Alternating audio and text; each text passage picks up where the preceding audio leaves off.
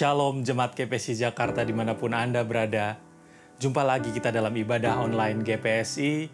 Walaupun kita terpisahkan oleh jarak karena kita masih di rumah kita masing-masing atau dimanapun kita berada, kita yakin Allah kita omnipresent, Allah kita hadir dimanapun kita menyembah dan memuji, memuliakan namanya. Sebelum kita mulai ibadah kita pada hari Minggu ini, kita ajak jemaat semua untuk bersatu dalam doa. Mari kita bersatu dalam doa. Bersyukur Tuhan, karena kebaikan-Mu saja kami bisa berada sampai dengan hari ini. Kami ingin terus memuji memuliakan nama-Mu Tuhan, karena kebaikan-Mu begitu nyata atas kehidupan kami. Terlebih hari ini Tuhan, Engkau masih beri kami kesempatan sekali lagi Tuhan, untuk beribadah memuji memuliakan nama-Mu. Biar ibadah kali ini Tuhan berlimpah-limpah berkat. Kami undang hadirat-Mu Tuhan masuk ke dalam hati kami masing-masing. Hadir ke dalam rumah kami masing-masing ataupun dimanapun kami melaksanakan ibadah pada hari ini. Kami juga membawa hamba-Mu yang akan menyampaikan kebenaran firman pada hari ini. Kiranya apa yang disampaikan menjadi pegangan untuk kehidupan kami dan dapat kami laksanakan untuk kami dapat lebih memuliakan nama-Mu. Terima kasih Tuhan, terima kasih. Sama-sama jemaat kita katakan, amin. Kita mau pujikan, muliakan nama Tuhan. Kita yakin percaya ibadah ini bukan ibadah biasa, melainkan ibadah yang berlimpah-limpah berkat. Haleluya, haleluya.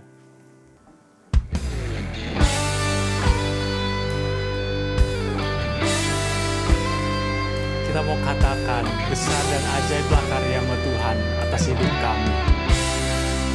Hanya karena anugerah-Mu kami bisa berada sampai dengan hari ini. Haleluya.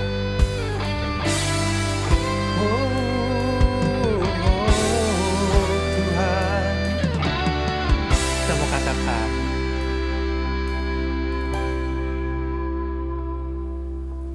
Besar dan ajaiblah karya-Mu.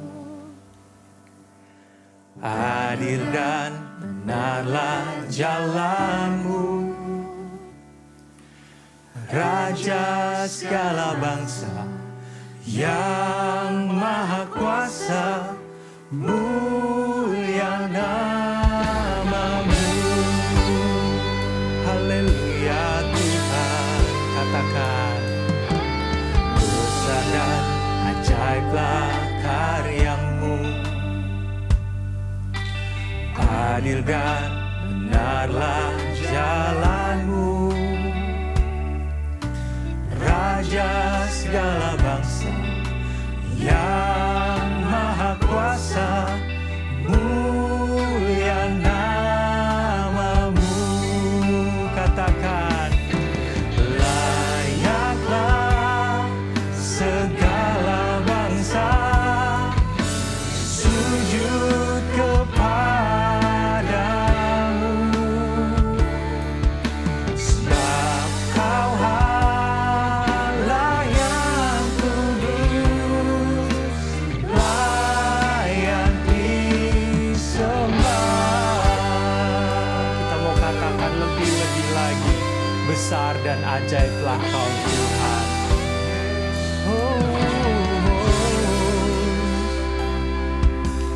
Besar dan ajaiblah karya-Mu. Adil dan benarlah jalan-Mu.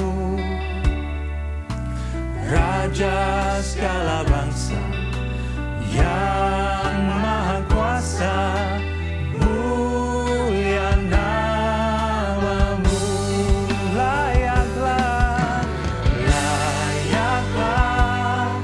segala bangsa sujud kepadamu,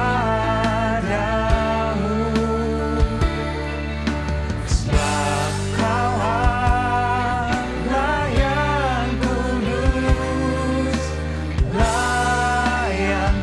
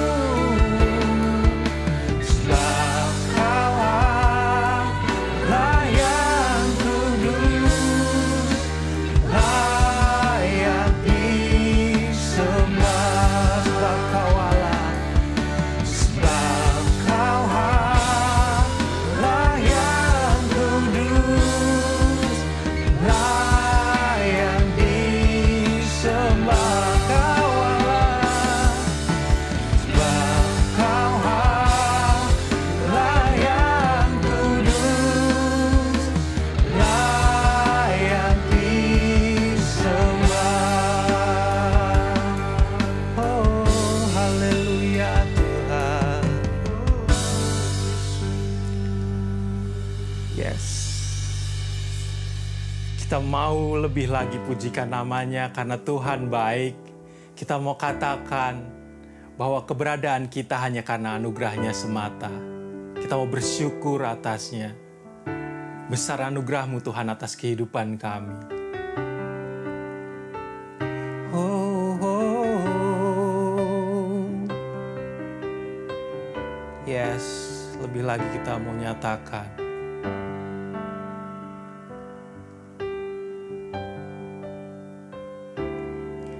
Ku ada sebagaimana ku ada, berdiri menghadap tatamu Bapa, semua karena anugerah-Mu yang telah selamatkanku.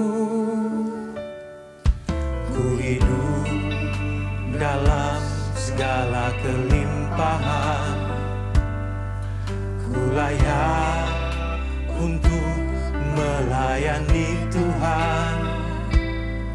Semua karena anugerah-Mu tercurah bagiku. Katakan, besar anugerah-Mu, melimpah kasih-Mu, semakin hari semakin bertambah, besar anugerah-Mu. Kita mau katakan, kami hidup, ku hidup dalam segala kelimpahan, ku layak untuk melayani Tuhan. Semua karena anugerah-Mu tercurah bagiku. Besar anugerah-Mu, berlimpah kasih-Mu, semakin hari semakin bertambah, besar anugerah-Mu.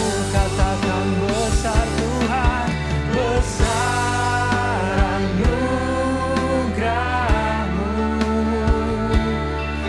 melimpah kasih-Mu, semakin hari semakin bertambah, besar anugerah-Mu. Katakan, semakin hari semakin bertambah, besar anugerah-Mu. Sekali lagi, semakin hari semakin bertambah, besar anugerah-Mu. Oh Tuhan, sembah Dia, karena Kau mulia Tuhan, karena Kau perkasa. Kami layak untuk tinggikan-Mu, kami layak untuk muliakan-Mu. Haleluya, haleluya. Kami mau sembah-Mu, kami mau tinggikan-Mu. Haleluya Tuhan, sembah Dia jemaat, karena Dia baik, karena Dia mulia, karena Dia perkasa. Oh, katakan dimuliakan, haleluya, ditinggikan,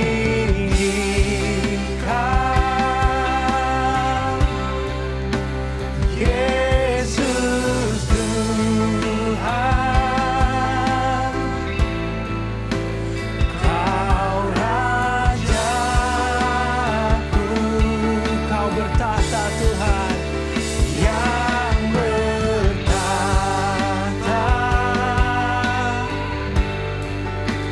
yang berkuasa, Yesus Tuhan, Kau Rajaku. Lebih lagi katakan, haleluya, dimuliakan,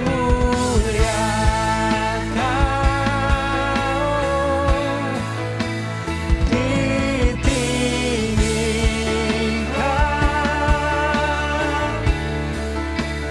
Yesus Tuhan, Kau Rajaku, Kau bertahta Tuhan, yang bertahta,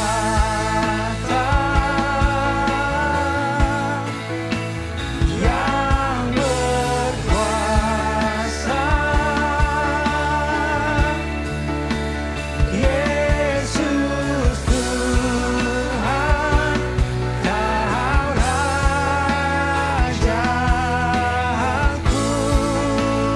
Katakan dimuliakan, dimuliakan, haleluya, ditinggikan,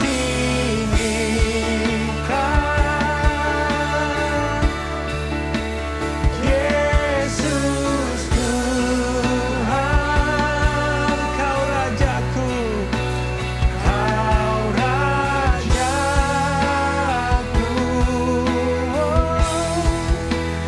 yang bertahta,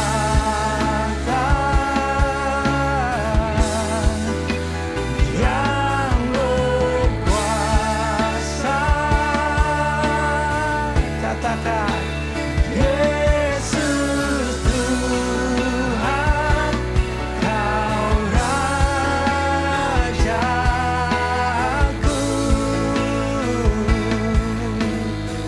Yesus, Yesus Tuhan, Kau Rajaku.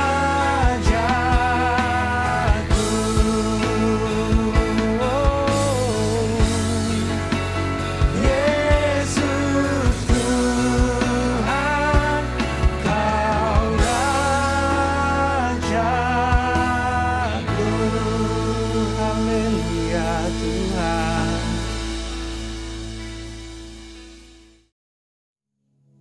Shalom, selamat pagi saudara-saudaraku semua yang dikasihi Tuhan. Sebelum kita mendengarkan firman Tuhan, mari kita berdoa terlebih dahulu. Bapa di surga, kami datang kepadamu pada pagi hari ini mengucap syukur dan terima kasih, sebab begitu besar anugerah berkat Tuhan dalam kehidupan kami. Tuhanlah yang memelihara kami sampai pada hari ini. Tuhan yang menolong kami, menyelamatkan kami dari segala gangguan, dari segala tantangan, kesulitan kehidupan yang kami hadapi. Kalau bukan karena Tuhan, kami tentu tidak bisa berada sebagaimana ada pada hari ini. Terima kasih untuk kesehatan yang Tuhan berikan. Terima kasih untuk keselamatan yang Tuhan anugerahkan kepada kami. Terima kasih ya Tuhan untuk berkat-berkat-Mu, kecukupan dalam segala kebutuhan dan keperluan kami. Olehnya hari ini kami bersyukur, kami berterima kasih dan kami datang kepada Tuhan untuk mendengarkan firman-Mu. Kami telah memuji nama Tuhan. Kami telah mendengarkan puji-pujian, menaikkan puji-pujian bagi Tuhan. Sekarang tiba saatnya kami mau mendengarkan firman-Mu. Ya Allah Roh Kudus, kami mohon pertolongan-Mu. Sebab firman-Mu sungguh amat dalam, mengandung nilai-nilai rohani yang tinggi. Sedangkan pikiran kami sangat terbatas untuk memahami, untuk menemukan nilai-nilai itu, menginternalisasinya di dalam kehidupan kami, dan lebih dari itu melakukannya sebagai presentasi kami atas segala anugerah-Mu, atas segala kemurahan-Mu. Sebab itu Allah Roh Kudus, hamba mohon, bantulah kami untuk memahaminya. Semua persiapan yang telah hamba lakukan selama beberapa hari ini tidak ada artinya jika bukan Tuhan sendiri yang menerjemahkannya secara langsung kepada kami melalui akal pikiran kami yang Engkau berikan.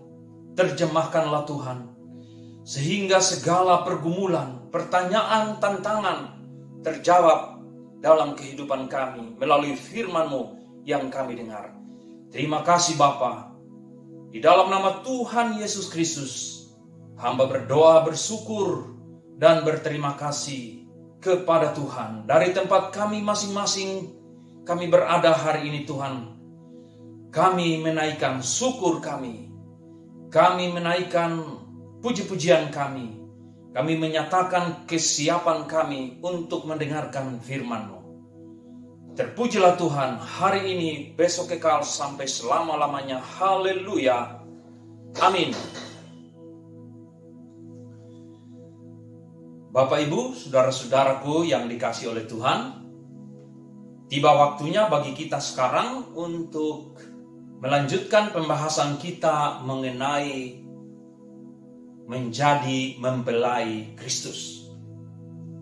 Mari buka Alkitab kita dalam Efesus pasal 5 ayat 22 sampai ayatnya yang ke-33. Kita akan membaca ayat-ayat ini dengan bersuara keras. Ayat 22 kita mulai. Hai istri, tunduklah kepada suamimu seperti kepada Tuhan. Karena suami adalah kepala istri, sama seperti Kristus adalah kepala jemaat. Dialah yang menyelamatkan tubuh. Karena itu sebagaimana jemaat tunduk kepada Kristus, demikian jugalah istri kepada suami dalam segala sesuatu. Hai suami, kasihilah istrimu sebagaimana Kristus telah mengasihi jemaat dan telah menyerahkan dirinya baginya untuk menguduskannya, sesudah ia menyucikan dengan memandikannya dengan air dan firman. Supaya dengan demikian ia menempatkan jemaat di hadapan dirinya dengan cemerlang, tanpa cacat atau kerut atau yang serupa itu, tetapi supaya jemaat kudus dan tidak bercela. Demikian juga suami harus mengasihi istrinya sama seperti tubuhnya sendiri. Siapa yang mengasihi istrinya, mengasihi dirinya sendiri. Sebab tidak pernah orang membenci tubuhnya sendiri, tetapi mengasuhnya dan merawatnya, sama seperti Kristus terhadap jemaat. Karena kita adalah anggota tubuhnya. Sebab itu laki-laki akan meninggalkan ayahnya dan ibunya, dan bersatu dengan istrinya, sehingga keduanya itu menjadi satu daging.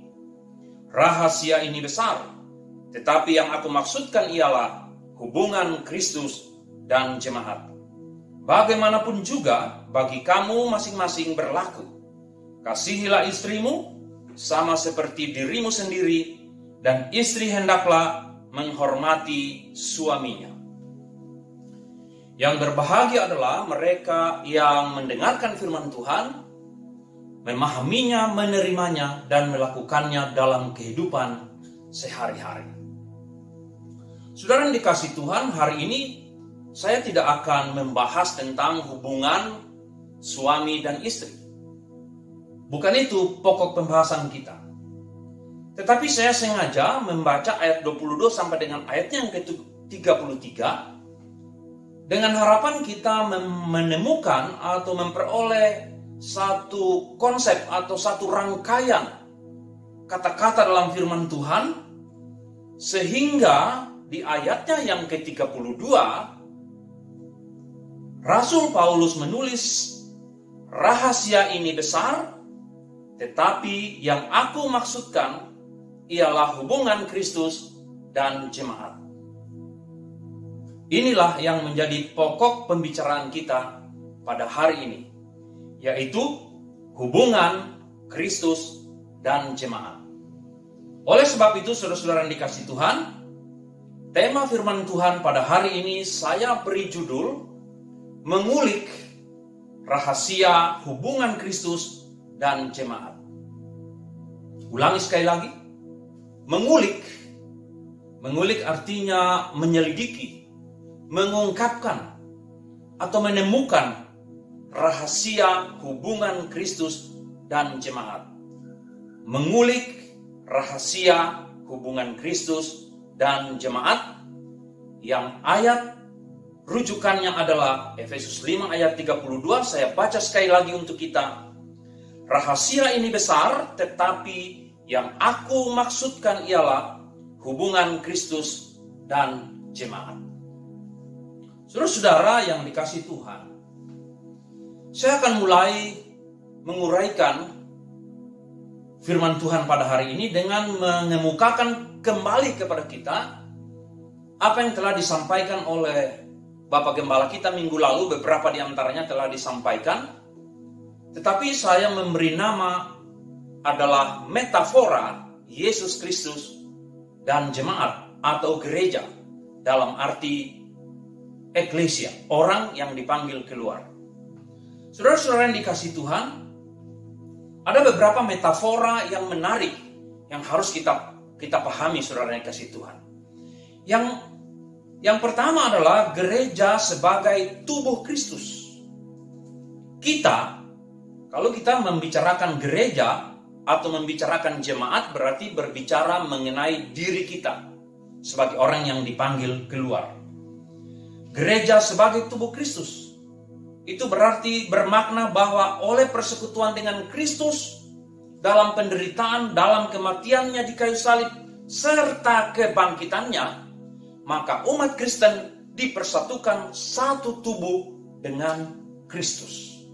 Gereja sebagai tubuh Kristus. Metafora yang berikutnya adalah gereja sebagai bait Allah. Gereja sebagai bait Allah, saudara, memberikan makna bahwa persekutuan orang-orang yang ditebus melalui karya Roh Kudus telah dibentuk dan disucikan sebagai tempat kediaman Allah.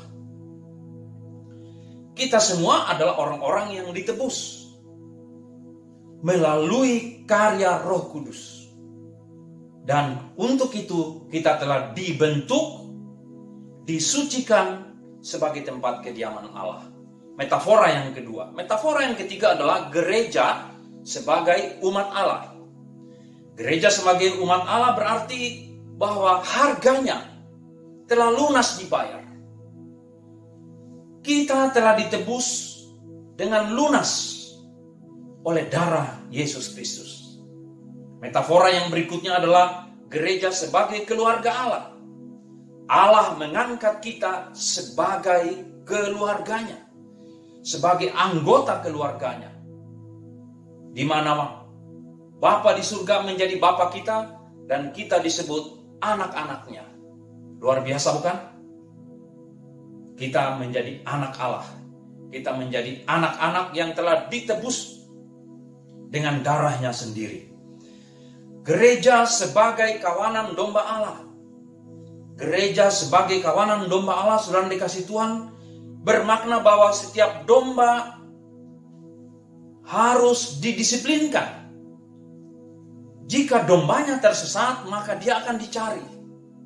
Dan jika dia ditemukan, maka dia akan didisiplinkan oleh Bapa yang empunya domba. Kita adalah kawanan domba. Ingat saudara-saudara, kita bukan kawanan kambing. Kita kawanan domba Allah. Gereja sebagai kebun anggur Allah. Gereja adalah sebagai kebun anggur, di mana Yesus adalah pokoknya dan kita adalah ranting-rantingnya. Ranting-ranting tidak akan bisa menghasilkan buah kita tahu bahwa pokok anggur itu akan menghasilkan ranting, dan dari ranting itulah keluar buah anggurnya. Nah, saudara yang dikasihi Tuhan, ranting tidak akan menghasilkan buah anggur kalau dia terpisah dari pohonnya. Ranting tidak akan menghasilkan, kita tidak akan menghasilkan buah-buah Roh Kudus, buah Roh Kudus, kalau kita terpisah daripada Yesus Kristus. Jadi kita adalah kebun anggur Allah. Dan yang terakhir adalah gereja sebagai mempelai. Saudara yang dikasihi Tuhan, kita ada di situ sekarang. Kita sebagai mempelai Kristus. Gereja sebagai mempelai Kristus itu menggambarkan kasih Allah kepada gerejanya. Metafora sebagai mempelai menunjukkan betapa besarnya kasih Allah akan dunia ini, sehingga dia mengaruniakan anaknya yang tunggal, Tuhan kita, supaya siapapun yang percaya kepadanya, dia tidak akan binasa, tetapi dia akan menjadi anggota keluarga Allah. Dia akan menjadi kawanan domba Allah. Dia akan menjadi tubuh Kristus. Dia akan menjadi bait Allah. Dia akan disebut sebagai umat Allah. Dia akan disebut sebagai kebun anggur Allah. Dia akan dinobatkan sebagai mempelai yang sangat dikasihi oleh Allah. Mari sekarang kita mengulik rahasia hubungan Kristus dengan jemaatnya. Saudara-saudara yang dikasihi Tuhan, dalam Efesus pasal 5 ayat 32 yang tadi telah kita baca, saya akan membaca sekali lagi untuk kita. Rahasia ini besar, tetapi yang aku maksudkan ialah hubungan Kristus dan jemaat. Menurut Alkitab terjemahan baru. Menarik saudara, apa yang dimaksud dengan rahasia? Kenapa dia menjadi rahasia? Menarik apa yang ditulis oleh New King James Version. Dalam Efesus 5 ayat 32, King James Version menulis demikian. This is a great mystery, but I speak concerning Christ and the church. Saudara-saudara, King James menulis ini adalah sebuah misteri.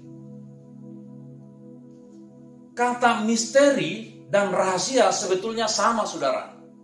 Tetapi kita perlu menekankan di sini bahwa misteri atau rahasia yang dimaksudkan di dalam Efesus pasal 5 ayat 32 yang ditulis oleh Rasul Paulus ini adalah sesuatu yang disembunyikan, dirahasiakan kepada orang atau sekelompok orang tertentu, tetapi ada pihak lain yang mengetahuinya. Itu adalah arti mendalam daripada misteri atau rahasia.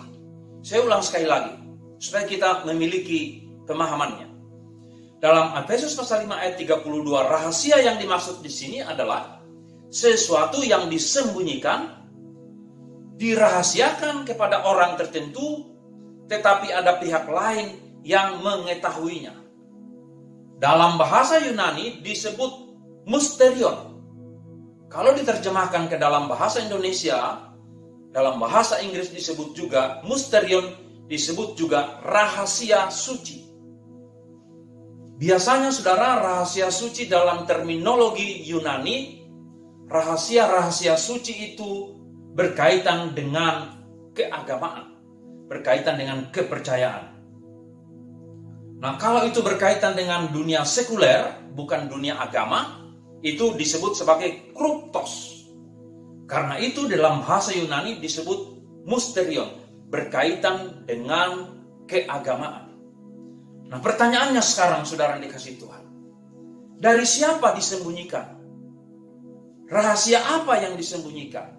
Mengapa Tuhan menyembunyikannya? Kenapa disebut rahasia besar? Ini beberapa pertanyaan menarik, saudara-saudara yang dikasihi Tuhan. Kenapa dia disebut sebagai great mystery, rahasia besar? rahasia suci. Kalau kita membaca Mazmur 139 ayat 17, Mazmur 139 ayat 17, kalau kita membaca saudara-saudara yang dikasihi Tuhan, kita akan menemukan di sana bahwa rahasia suci itu berkaitan dengan hikmat Allah sendiri. Berkaitan dengan apa yang ada dalam pikiran rencana Allah sendiri. Kita baca saja 1 Korintus 2 ayat yang ke-16, saudara-saudara. 1 Korintus 2 ayat yang ke-16 juga memberitahukan kepada kita bahwa rahasia besar itu berkaitan dengan hikmat Allah. Apa yang Allah rencanakan, apa yang Allah pikirkan, apa yang Allah rancangkan kepada umat manusia, disembunyikan kepada orang-orang tertentu. Tidak diberitahukan. Saudara-saudara yang dikasihi Tuhan, hikmat yang Allah rancangkan itu tetap tersembunyi selama berabad-abad lamanya. Sampai Kristus datang ke dalam dunia ini. Dia masih tersembunyi. Dia masih tidak diberitahukan. Saudara-saudaraku yang dikasihi Tuhan. Orang-orang cerdik pandai, raja-raja, ahli Taurat, paranormal, ahli tenung pada zaman itu, pada zaman perjanjian lama. Tidak seorang pun yang mengetahuinya.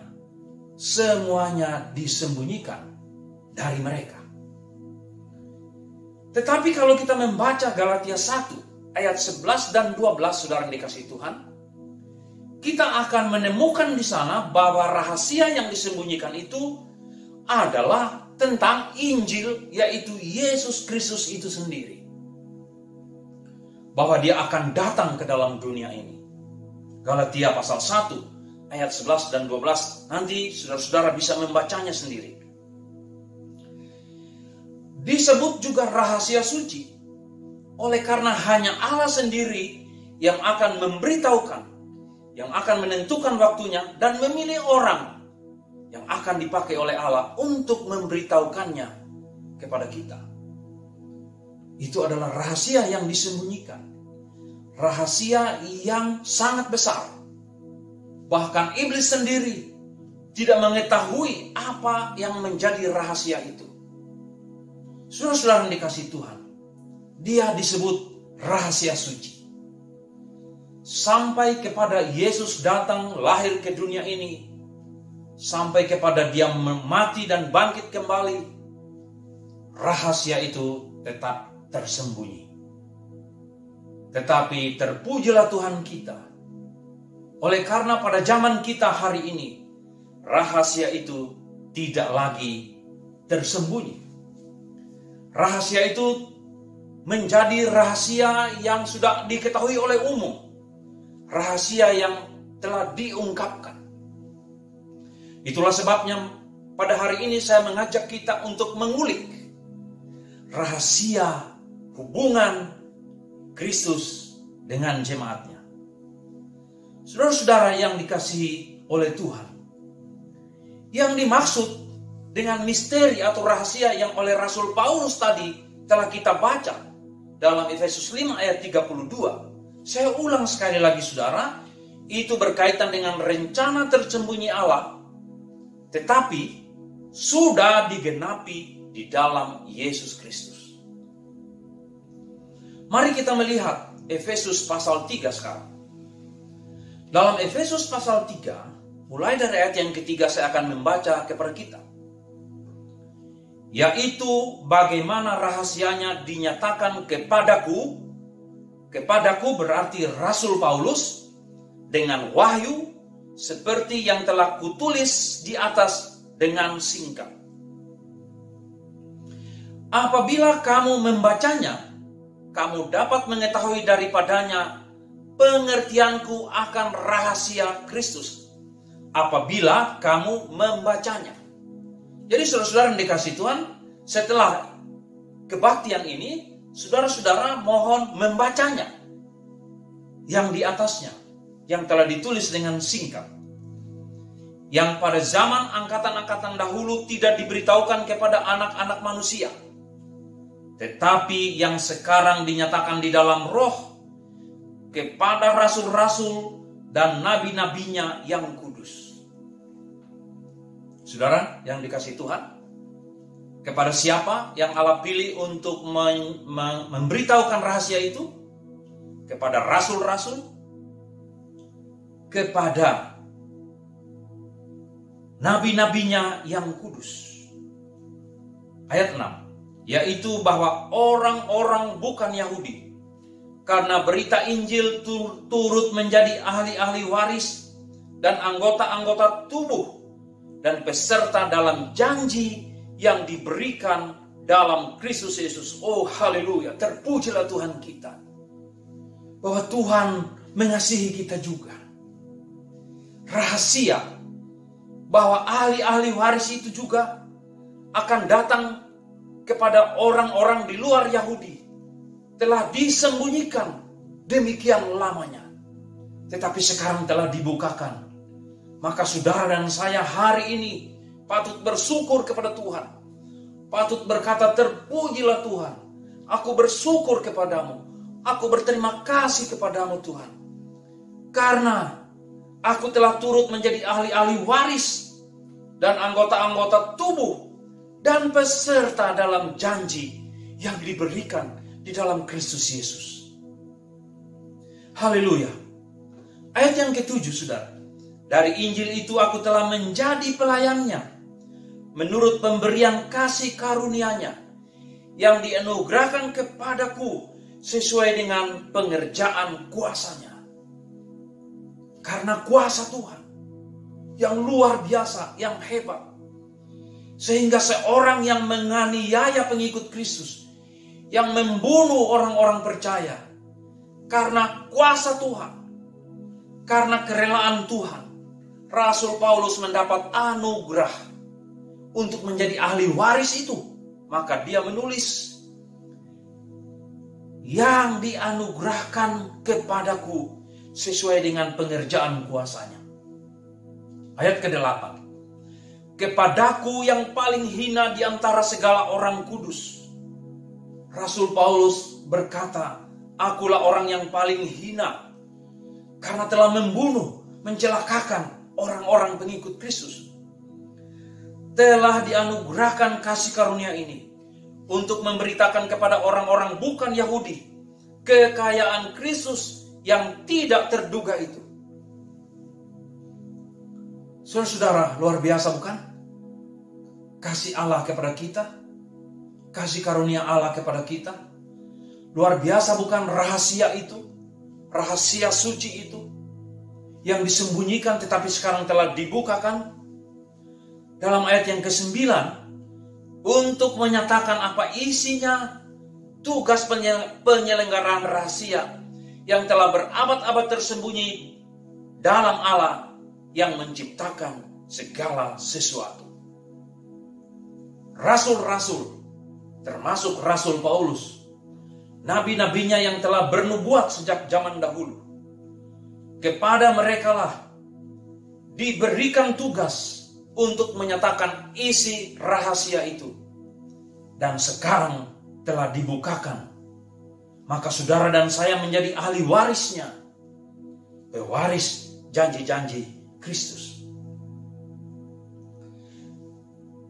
Tujuan utama daripada kita diberitahukan rahasia itu, tujuan utamanya Rasul Paulus menulisnya dalam Efesus pasal 1 ayat 9 dan 10. Demikian firman Tuhan. Sebab ia telah menyatakan rahasia kehendaknya kepada kita, sesuai dengan rencana kerelaannya. Allah sendiri yang berinisiatif. Allah sendiri yang menentukan waktunya. Allah sendiri yang tahu kapan harus memberitahukannya. Yaitu rencana kerelaan yang dari semula telah ditetapkannya di dalam Kristus. Dalam ayat yang ke-10 terungkap tujuannya. Sebagai persiapan kegenapan waktu untuk mempersatukan di dalam Kristus sebagai kepala segala sesuatu, baik yang di sorga maupun yang di bumi, untuk mempersatukan di dalam Kristus, baik yang di surga maupun yang di bumi. Itulah kenapa rahasia itu pun kemudian diungkapkan, diberitahukan kepada kita. Saudara-saudara yang dikasihi Tuhan, Paulus menyatakan bahwa pesan sesungguhnya atau yang sebenarnya adalah untuk mempersatukan Kristus Yesus dan jemaatnya, dan orang-orang, anak-anaknya. Tetapi juga persatuan Kristus dengan jemaatnya yang didasarkan oleh kasih itu juga harus menjadi pola, harus menjadi petunjuk bagaimana suami dan istri dalam pernikahan harus melangsungkan pernikahan itu berdasarkan kasih. Dan kasih itu bernama kasih agape. Bukan eros, bukan pilea, tapi kasih agape. Harus diakui saudara-saudara yang dikasihi Tuhan, bahwa di awal mula sebelum kedua orang berjanji menjadi suami dan istri, ada unsur eros di dalamnya. Tetapi seiring berjalannya waktu, eros itu walaupun tetap ada, tetapi harus dibungkus dengan satu peningkatan dari tahap demi tahap. Dibungkus pertama-tama terlebih dahulu dengan apa yang kita sebut dengan storge, dengan pilea. Kemudian berjalan lagi waktu, terjadi lagi interaksi dengan segala tantangan, segala persoalan, segala kesulitan yang dihadapi oleh suami dan istri setelah ada anak-anak. Kemudian harus dibungkus terakhir dengan kasih Kristus kepada jemaatnya. Jemaatnya harus mengasihi Kristus pun dengan kasih yang sama, yaitu yang dinamakan kasih agape. Yohanes 3 ayat 16.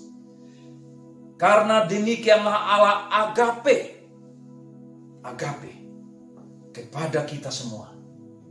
Itulah yang harus membungkus semuanya itu.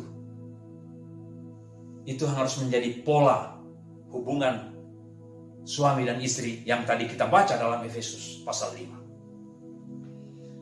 Saudara-saudara yang dikasihi Tuhan, rahasia yang telah diberitahukan kepada kita telah dibukakan kepada orang-orang tertentu, yaitu rasul, orang-orang kudusnya, dan juga orang-orang percaya sebagai pengikut Kristus, yaitu saudara dan saya. Dia bukan lagi menjadi rahasia. Dia telah diberitahukan kepada kita semua. Oleh karena itu saudara, kita perlu menyelidiki rahasia itu apa. Kita perlu menguliknya supaya hubungan Kristus dengan jemaat kita pahami dalam kebenaran terang firman Tuhan. Saudara-saudara yang dikasihi Tuhan, rahasia hubungan Kristus dan jemaatnya adalah jemaat dan Kristus, atau Kristus dan jemaatnya dalam status bertunangan. Dalam status apa? Bertunangan. Saudara-saudara yang dikasihi Tuhan, mari kita membaca dulu 2 Korintus 11 ayat 2 dan 3. Kenapa sekarang ini saudara, kita sudah disebut sebagai mempelai, tapi status kita adalah bertunangan. Nah, mari kita lihat 2 Korintus 11 ayat 2 dan 3. Sebab aku cemburu kepada kamu dengan cemburu ilahi, karena aku telah mempertunangkan kamu kepada satu laki-laki, untuk membawa kamu sebagai perawan suci kepada Kristus. Tetapi aku takut kalau pikiran kamu disesatkan dari kesetiaan kamu yang sejati kepada Kristus, sama seperti Hawa diperdayakan oleh ular itu dengan kelicikannya. Saudara-saudara yang dikasihi Tuhan, aku di dalam ayat itu berbicara atau merujuk kepada Rasul Paulus. Kamu adalah jemaat atau gereja, tapi bukan dalam arti gedung. Laki-laki itu adalah Kristus.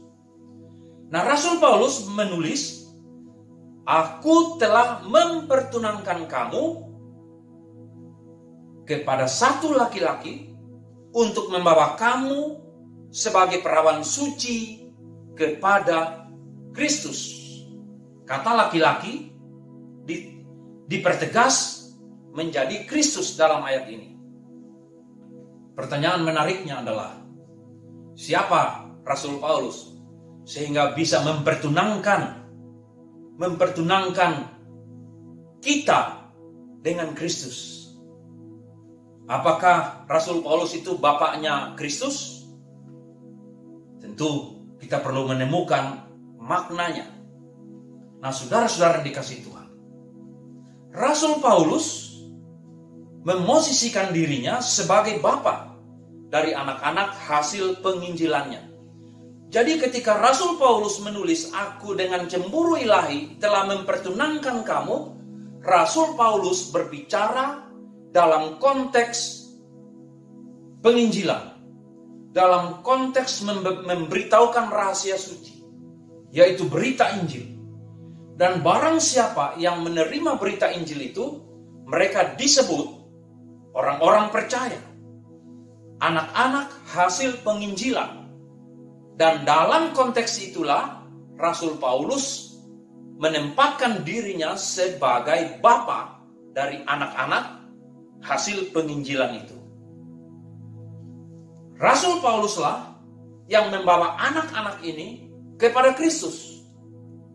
Maka dalam konteks itu dapat dikatakan Rasul Pauluslah yang mempertunangkan. Paulus menjadi bapa bagi orang percaya kepada Kristus sebagai hasil penginjilan. Semua penginjilan yang dilakukan oleh para penginjil memenuhi kategori ini, bahwa para penginjil, saudara dan saya, kita semua yang memperkenalkan Kristus kepada orang lain, dan orang lain itu kemudian menjadi percaya kepada Kristus, kita memperoleh kedudukan yang sama seperti yang dikatakan oleh Rasul Paulus. Kita menjadi bapa bagi orang-orang yang kita injili dan kita perkenalkan kepada Kristus. Kita pertunangkan mereka kepada Kristus. Jadi saudara-saudara yang dikasihi Tuhan, status kita adalah bertunangan. Tapi kenapa kita disebut mempelai? Nah, untuk memahami apa yang disampaikan oleh Rasul Paulus, aku telah mempertunangkan kamu, kita tidak boleh lepas dari terminologi Yahudi. Sebab Rasul Paulus adalah orang Yahudi, dia harus menyampaikan itu dalam terminologi orang Yahudi. Nah, saudara-saudara yang dikasihi Tuhan, dalam terminologi Yahudi, bertunangan itu berarti ada 3 tahap. Yang pertama, kedua pihak keluarga setuju, lalu kemudian diumumkan kepada orang banyak. Yang kedua, saudara, terjadilah pertunangan. Namun keduanya belum bergaul secara seksual. Sekalipun demikian, apabila batal, harus dilangsungkan perceraian, kecuali terjadi kematian. Jadi mereka telah bertunangan, telah sah sebagai suami dan istri, tetapi mereka belum tinggal serumah, dan mereka belum boleh tidur di satu tempat tidur yang sama, alias melakukan hubungan suami istri dalam konteks eros. Mereka belum boleh melakukan itu. Dalam berbagai literatur dan sumber yang saya baca, saudara yang dikasihi Tuhan, biasanya itu pertunangan itu berlangsung dalam 1 tahun. 1 tahun kemudian, keduanya lalu diresmikan untuk kemudian menjadi hidup bersama. Jadi ada 3 tahap. Perkenalan keluarga, bertunangan. Ketika bertunangan mereka sudah disebut suami dan istri, tapi belum hidup serumah, belum tidur seranjang. 1 tahun kemudian mereka hidup bersama sebagai suami istri. Itu terminologi Yahudi. Mari kita lihat contohnya itu ada di dalam Matius pasal 1 ayat 18 sampai 20. Mari kita membaca. Kelahiran Yesus Kristus adalah seperti berikut. Pada waktu Maria ibunya bertunangan dengan Yusuf, Maria bertunangan dengan Yusuf. Ternyata ia mengandung dari Roh Kudus sebelum mereka hidup sebagai suami istri. Jadi Maria dan Yusuf bertunangan, tapi mereka belum hidup sebagai suami istri. Ayat ke-19. Karena Yusuf suaminya, jadi Yusuf telah disebut sebagai suaminya Maria. Karena apa? Karena terminologi Yahudi. Dalam bertunangan, dia sudah disebut suami dan istri. Seorang yang tulus hati dan tidak mau mencemarkan nama istrinya, Maria sudah disebut sebagai istrinya, ia bermaksud menceraikannya dengan diam-diam. Bukan menggunakan kata memutuskan pertunangannya, tapi menceraikan. Menceraikan itu terjadi dalam konteks sudah menjadi suami dan istri. Jadi Yusuf telah menjadi suaminya Maria, Maria telah menjadi istrinya, mereka belum hidup satu rumah, mereka belum tidur bersama. Tetapi ketika ia mempertimbangkan maksud itu, malaikat Tuhan tampak kepadanya dalam mimpi dan berkata, Yusuf anak Daud, jangan engkau takut mengambil Maria sebagai istrimu. Sebab anak yang di dalam kandungannya adalah dari Roh Kudus. Jelas sekarang?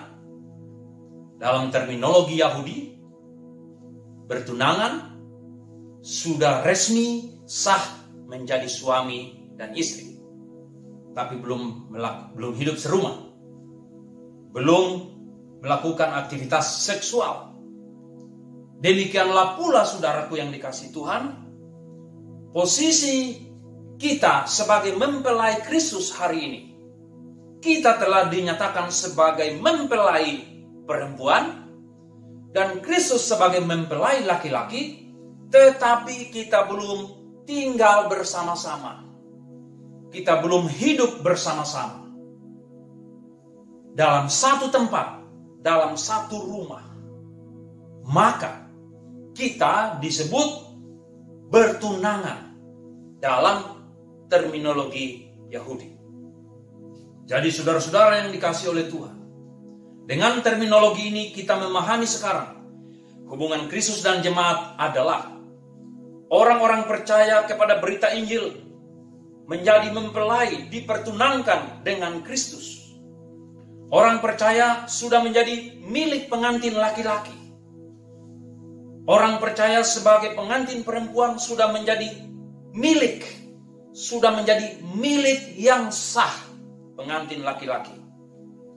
Orang percaya sekarang terikat kepada perjanjian anugerah Yesus Kristus dalam kematian dan kebangkitannya. Dalam Yohanes 11 ayat 25 kita bisa membacanya nanti. Mempelai laki-laki sudah membayar mahar dengan darahnya sendiri. Mempelai perempuan sah menjadi milik mempelai laki-laki, yaitu Kristus. Jadi saudara-saudara semua yang dikasihi Tuhan, saudara yang berkata, aku adalah pengikut Kristus, aku percaya kepada Kristus dalam kematiannya, dalam kebangkitannya, dan aku menantikannya kembali. Saudara dan saya disebut mempelai Kristus, menjadi milik Kristus. Saudara dan saya telah resmi sah menjadi milik Kristus. Saudara-saudara yang dikasihi Tuhan, untuk menegaskan apa yang telah kita baca tadi, mari kita membaca 1 Petrus ayat 1 Ayat 18 dan 19, demikian firman Tuhan. Sebab kamu tahu bahwa kamu telah ditebus dari cara hidupmu yang sia-sia, yang kamu warisi dari nenek moyangmu itu, bukan dengan barang yang fana, bukan pula dengan perak atau emas, melainkan dengan darah yang mahal, yaitu darah Kristus, yang sama seperti darah anak domba yang tak bernoda dan tak bercacat. Dalam Efesus 1 ayat 7, Paulus juga menulis, sebab di dalam Dia dan oleh darahnya kita beroleh penebusan dosa, yaitu pengampunan dosa menurut kekayaan kasih karunia-Nya. Saudara-saudara yang dikasihi Tuhan, status bertunangan bukan berarti kita bebas, kita masih bisa ke kanan atau ke kiri. Tapi mata kita cuma tertuju kepada satu hal. Pikiran kita cuma mengarah kepada satu pikiran, satu pribadi, yaitu Yesus Kristus. Itulah makna aku mempertunangkan kamu kepada Kristus. Itulah maknanya. Dan kita telah ditebus dengan darahnya sendiri. Karena itu kita sah menjadi milik mempelai laki-laki, yaitu Kristus, bukan milik siapapun juga. Sekarang yang terakhir, saudara-saudara, kalau begitu, apa tanggung jawab kita? Kalau kita telah resmi, sah, menjadi mempelai Kristus, bukan calon mempelai, kita sudah sah menjadi mempelai. Apa tanggung jawab kita sekarang? Saudara-saudara yang dikasihi Tuhan, kita melihat ada 3 hal. Dalam 2 Korintus 7 ayat 1, saudara-saudaraku yang kekasih, karena kita sekarang memiliki janji-janji itu, marilah kita menyucikan diri kita dari semua pencemaran jasmani dan rohani, dan dengan demikian menyempurnakan kekudusan kita dalam takut akan Allah. Saudara-saudara yang dikasihi Tuhan, kita dalam ayat itu menuju kepada jemaat sebagai mempelai Kristus. Sekarang kita memiliki janji. Kita memiliki janji. Apa janjinya? Apa janjinya? Saudara nanti bisa membacanya di dalam 2 Korintus 6 ayat 16 sampai dengan 18. Nah, oleh karena kita telah memiliki janji-janji itu, saudara yang dikasihi Tuhan, maka tanggung jawab kita adalah menyucikan diri dari semua pencemaran jasmani dan rohani. Tanggung jawab kita adalah menyempurnakan kekudusan dalam takut akan Allah. Itu adalah konteksnya. Tetapi saudara dikasih Tuhan, jangan lupa ada tantangannya, yaitu penderitaan dan pencobaan. Penderitaan dan pencobaan itu seperti koin. Kalau bagian depannya bernama penderitaan, ketika koinnya saya balik, yang saya temukan adalah pencobaan. Ketika bagian depannya adalah pencobaan, kalau saya balik adalah penderitaan. Jadi tantangan kita dalam memenuhi tanggung jawab kita adalah menyucikan diri dari pencemaran jasmani dan rohani, menyempurnakan kekudusan kita dalam takut akan Allah itu. Tantangan kita adalah penderitaan. Tantangan kita adalah penderitaan. Dalam surat Rasul Paulus kepada Timotius, kita tidak akan membaca ayat-ayat ini, saudara. Tetapi Paulus memberitahukan kepada kita bahwa Paulus menderita semuanya, tetapi tidak menjadi malu. 2 Timotius 1 ayat 12, ini perlu kita baca. Itulah sebabnya aku menderita semuanya ini. Sebabnya apa? Sebab dia adalah mempelai Kristus.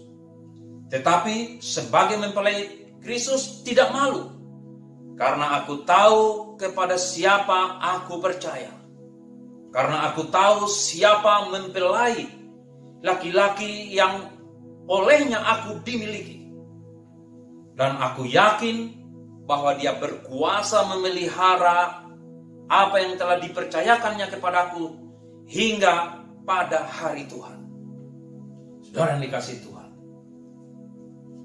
Paulus menderita semuanya, tapi tidak menjadi malu. Dalam 2 Timotius 3 ayat 12 juga Paulus menuliskan bahwa menjadi pengikut Kristus, menjadi mempelai Kristus akan menderita aniaya. 2 Timotius 3 ayat 12. Memang setiap orang yang mau hidup beribadah di dalam Kristus Yesus akan menderita aniaya. Dalam 2 Timotius 2 ayat yang ketiga dikatakan demikian, saudara yang dikasihi Tuhan.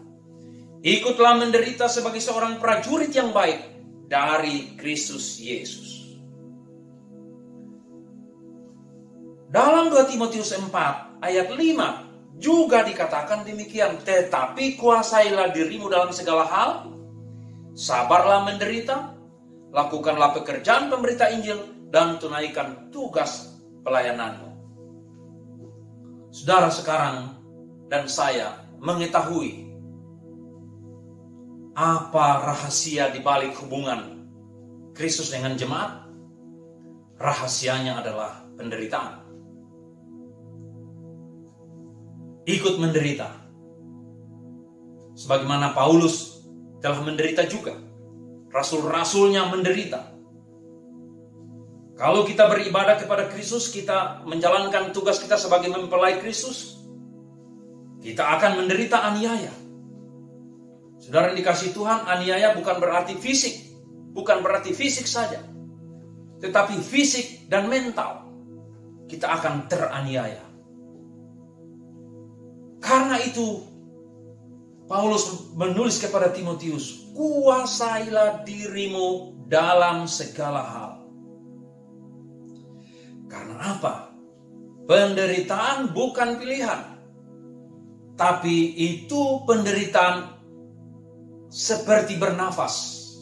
Penderitaan itu selama masih dalam status bertunangan di dalam dunia ini, kita akan mengalami berbagai kesulitan. Karena iman kita. Karena status kita sebagai mempelai Kristus.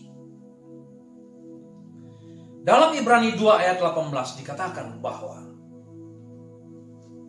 mempelai laki-laki itu terlebih dahulu telah menderita. Karena dia telah menderita, maka dia dapat menolong kita yang menderita. Maka Rasul Paulus menulis, aku menderita semuanya ini. Aku tidak malu. Karena aku tahu kepada siapa aku percaya. Dia terlebih dahulu menderita. Dan dia telah menunjukkan, memberitahukan bahwa saya bisa menolong setiap anak-anakku yang menderita. Saudara-saudara yang dikasihi Tuhan, penderitaan itu adalah bagian dari mempelai Kristus. Kita tidak boleh lagi mengikut dunia ini. Kita tidak boleh lagi mengikuti keinginan daging kita. Tapi kita harus menyelaraskan keinginan diri kita, keinginan jiwa kita, keinginan daging kita selaras dengan kehendak Allah. Selaras dengan maksud Allah dalam hidup kita. Penderitaan itu bisa fisik dan mental. Bisa pribadi dan kelompok. Bisa disebabkan oleh orang dalam atau orang luar. Biarlah Allah Roh Kudus menerjemahkan ini kepada saudara dan saya. Penderitaan apa yang sekarang saudara alami sebagai akibat dari mengikut Kristus? Rasul Paulus berkata, kuasailah dirimu, sabarlah menderita. Saudara-saudara yang dikasihi Tuhan, tantangan jemaat yang kedua adalah pencobaan. Kepada Titus, Rasul Paulus menuliskan, Titus 1 ayat 10. Karena sudah banyak orang hidup tidak tertib, terutama di antara mereka yang berpegang pada hukum sunat, dengan omongan mereka yang sia-sia.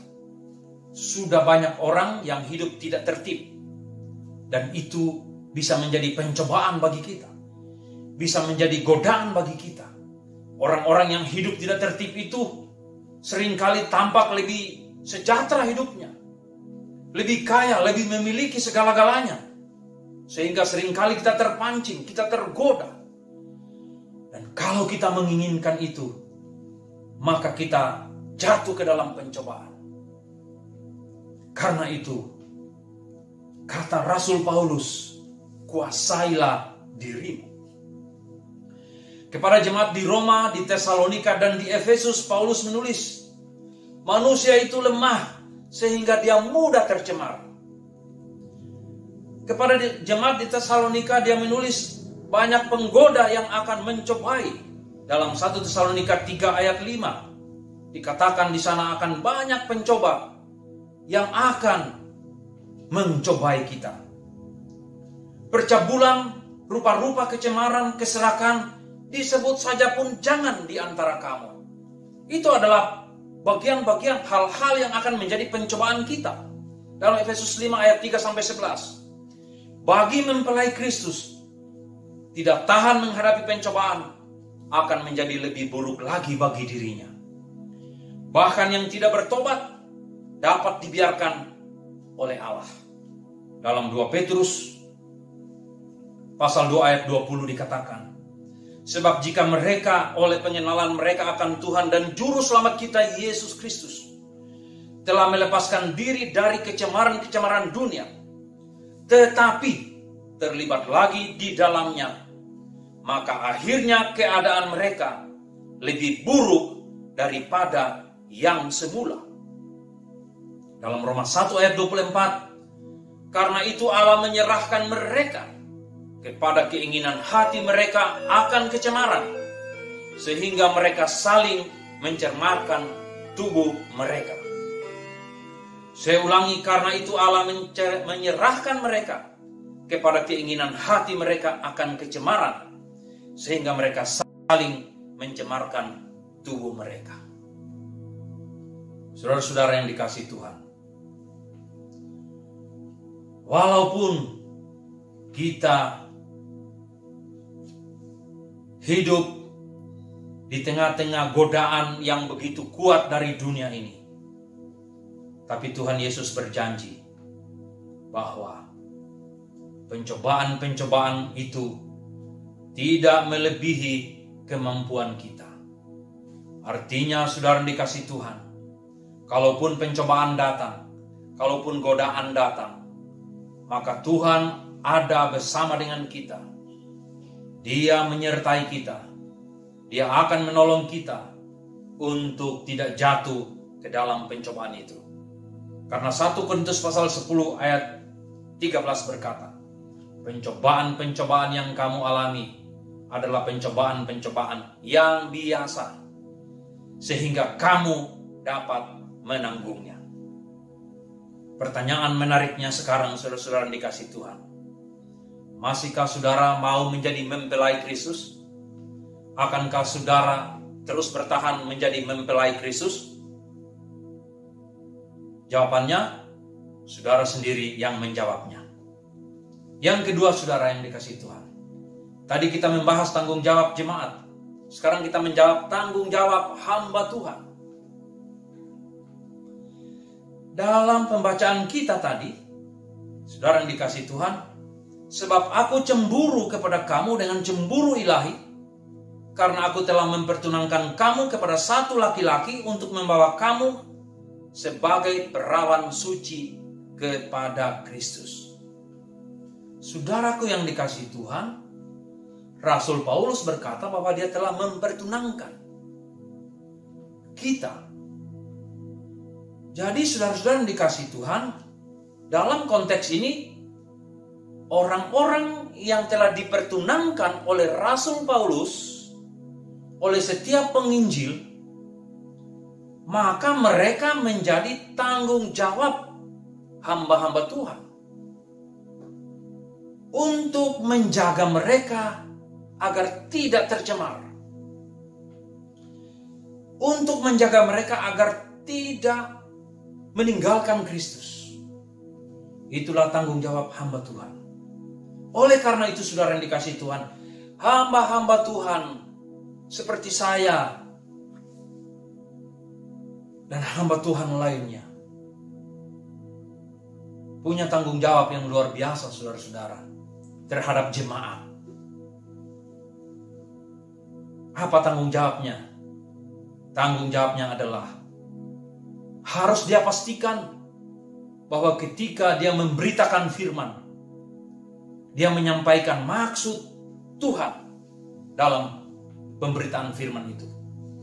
Dia menyampaikan maksud Allah. Dalam Kisah Rasul pasal 20 Paulus menulis, sebab aku tidak lalai. Dalam Kisah Para Rasul pasal 20 Lukas menulis, sebab aku tidak lalai memberitakan seluruh maksud Allah kepadamu. Paulus berkata, aku tidak lalai memberitakan seluruh maksud Allah kepadamu. Ayat yang ke-28, karena itu jagalah dirimu dan jagalah seluruh kawanan. Karena kamulah yang ditetapkan Roh Kudus menjadi penilik. Perhatikan saudara, bukan pemilik, menjadi penilik untuk menggembalakan jemaat Allah yang diperolehnya dengan darah anaknya sendiri. Tugas hamba Tuhan sungguh luar biasa, sungguh besar tanggung jawab itu. Dalam setiap pemberitaan firman, dia harus memastikan bahwa dia menyampaikan maksud Allah, sehingga dia mampu menjaga kekudusan jemaat sebagai mempelai Kristus. Nanti bisa membaca dalam Efesus pasal 1 ayat 4, ayat 9 dan 10. Saudara-saudara yang dikasihi Tuhan, dalam konteks hamba Tuhan memiliki tanggung jawab dalam masa pertunangan ini, maka pastikanlah kami para hamba Tuhan ini harus memastikan bahwa dalam setiap pemberitaan firman Tuhan, kami harus memberitakan maksud Allah kepada domba-domba Allah, kepada umat Allah yang dipercayakan kepada kita, kepada para hamba Tuhan. Dengan berdoa, mohon kepada Roh Kudus supaya memberi kekuatan dan semangat kepada para jemaat dalam masa penderitaan, dalam begitu banyak pencobaan yang mereka hadapi, untuk tetap teguh berdiri percaya dalam iman mereka, dalam memelihara kekudusan mereka. Harus memberitakan firman Tuhan, mendaya upayakan semua sarana, media, semua kesempatan dalam hidup ini harus menyampaikan maksud Allah dalam pemberitaan firman. Terpujilah Tuhan kita, karena kita telah antara lain menggunakan media untuk tidak terputus hubungan kita, sehingga kita senantiasa tetap beribadah bersama-sama. Kita harus, hamba-hamba Tuhan punya tanggung jawab untuk memberitakan darah Kristus yang menyucikan kita dari segala dosa. Menyampaikan maksud Allah, menyampaikan firman Allah dengan menggunakan berbagai media, dan memberitakan tentang darah Kristus yang menyucikan kita dari segala dosa. Sebab itu jemaat Tuhan, mempelai Kristus, berdoalah untuk para hamba-hamba Tuhan. Saudara-saudara yang dikasihi Tuhan, di dalam kesemuanya itu, Tuhan tidak meninggalkan kita. Tuhan menyertai kita. Tuhan membimbing kita dalam segala sesuatu, untuk supaya kita pada akhirnya ketika Kristus datang yang kedua kali menjemput kita mempelainya, kita kedapatan tidak bercacat dan tidak bercela. Kita kedapatan kudus di hadapannya, dan kita boleh masuk dalam perayaan perkawinan, penyatuan Kristus dengan mempelainya, dengan jemaatnya, tinggal bersama-sama dalam kerajaan surga yang kekal, dalam rumahnya yang indah permai, di mana di sana tidak ada lagi kertak gigi, tidak ada lagi kesulitan, tidak ada lagi masalah-masalah, penderitaan dan pencobaan, telah hilang lenyap. Yang tinggal hanyalah kebahagiaan, hanyalah sukacita, hanyalah memuji Tuhan. Kita mendapatkan upah dari segala perjuangan kita selama masa pertunangan, di tengah penderitaan, di tengah pencobaan yang kita hadapi. Kita tetap teguh berdiri, menanti kedatangan Tuhan yang kedua kali sebagai mempelainya yang suci adanya. Amin. Mari kita berdoa. Terima kasih Tuhan untuk pelajaran hari ini. Untuk pengetahuan yang kami ketahui tentang status kami sebagai mempelai Kristus. Yang telah dibayar lunas, telah ditebus dengan darah Kristus sendiri. Terima kasih Tuhan Yesus. Engkau menjadikan kami ahli waris daripada janji-janji yang telah disediakan, yang telah disembunyikan selama berabad-abad lamanya. Terima kasih Tuhan Yesus. Terima kasih Tuhan. Terima kasih Bapa. Tidak ada kata-kata yang bisa kami ungkapkan selain kami berserah kepada Tuhan, selain kami bersyukur, selain kami berterima kasih kepadamu. Tuhan Yesus, Allah Roh Kudus, ke dalam tangan-Mu lah kami taruhkan jemaat Tuhan dimanapun berada, umat Tuhan, dalam segala penderitaan yang mereka hadapi, dalam segala godaan dan pencobaan mereka alami. Oh Allah Roh Kudus, biarlah nyata kuasa-Mu ke dalam hidup mereka, sehingga mereka tetap sabar menderita. Kami semua sabar menghadapi semuanya, agar kami tetap setia sebagai orang-orang mempelai Kristus yang kudus. Terima kasih Bapa, terima kasih Tuhan. Saudara-saudara yang dikasihi Tuhan, mari kita berdiri dan kita menerima berkat Tuhan. Saleh-saleh Kristus mempelainya yang setia. Tuhan tidak sedang mempersiapkan cara melindungi kita, juga tidak sedang mempersiapkan berkat untuk kita. Semuanya itu sudah tersedia. Tuhan sedang dan terus mempersiapkan kita untuk bersedia berlindung kepadanya, untuk menerima berkat-berkatnya itu.